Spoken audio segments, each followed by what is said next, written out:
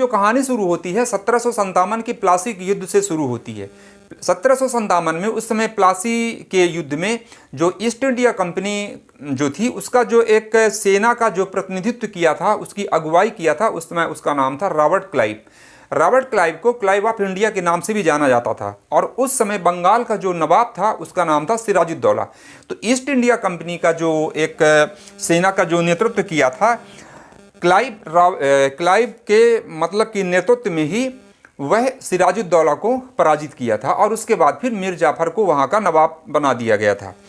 तो 1757 अब जब चूंकि युद्ध समाप्त होता है तो रॉबर्ट क्लाइव को एक पुरस्कार देती ईस्ट इंडिया कंपनी और उसे क्या बना देती है, बंगाल प्रेसिडेंसी का प्रथम गवर्नर बनाती है, यानी बंगाल का प्रथम गवर्नर रॉबर्ट क्लाइव।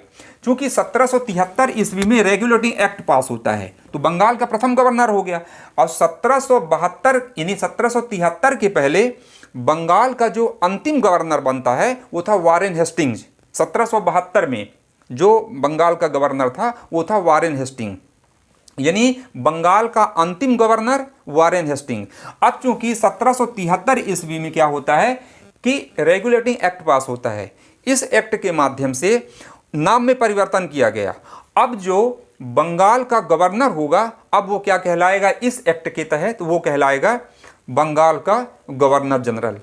तो अब गवर्नर चूंकि उस समय कौन था, वारेन हेस्टिंग था, तो वारेन हेस्टिंग बंगाल का अंतिम गवर्नर भी कहलाया और 1773 के रेगुलेटिंग एक्ट के बाद वह बंगाल का प्रथम गवर्नर जनरल भी कहलाया। इसके बाद फिर बात शुरू होती है 1833 में। अब 1833 में पुनः एक चार्टर एक्ट बनता है। चार्टर एक्ट एक अधिनियम पारित होता है। इस अधिनियम के तहत चूंकि 1828 से लेकर के 1835 तक भारत में लॉर्ड विलियम बेंटिंग का शासनकाल था, 1828 से लेकर 1835 तक। अब 1833 में चार्टर एक्ट बनता है।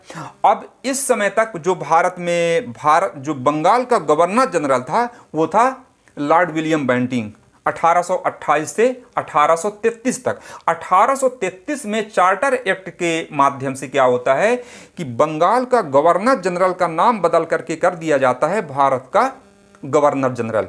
अब देखिए ये दोनों पदों का कैसे प्रतिनिधित्व करता है, अर्थात ये 1833 के चार्टर एक्ट के तहत लॉर्ड विलियम बेंटिंग भारत का प्रथम गवर्नर जनरल कहलाया और 1833 से पहले यानी 1828 के बीच में वह बंगाल का गवर्नर जनरल था। तो बंगाल का अंतिम governor general Lord William Bentinck और भारत का प्रथम गवर्नर जनरल भी लॉर्ड विलियम बेंटिंग।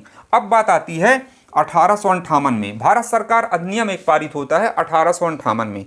अब 1858 के एक्ट के तहत जो एक नाम परिवर्तन होता है, अब ये होता है कि चूंकि भारत का उस समय अंतिम जो एक कहा जाएगा भारत का गवर्नर जनरल कौन था, तो लॉर्ड कैनिंग, यानी लॉर्ड कैनिंग का जो शासनकाल था वो था 1856 से 1862 तक। तो 1856 से 1858 तक लॉर्ड कैनिंग जो था भारत के गवर्नर जनरल के रूप में कार्य करते रहे। लेकिन जब 1858 में एक्ट पारित हो गया तो भारत के गवर्नर जनरल का नाम बदल करके कर दिया गया भारत का वायसराय। तो ये भारत के अंतिम गवर्नर जनरल लॉर्ड कैनिंग कहलाए और भारत के प्रथम वायसराय भी लॉर्ड कैनिंग कहलाए। तो इस प्रकार से एक व्यक्ति फिर दो नामों से, जैसे यहां पर लॉर्ड विलियम बेंटिंग हुआ था और इसके पहले कौन हुआ था, वारेन हेस्टिंग। अब फिर उसके बाद होता है 1835 का जो भारत शासन अधिनियम, आप सब जानते होंगे बहुत बड़ा ये चैप्टर है।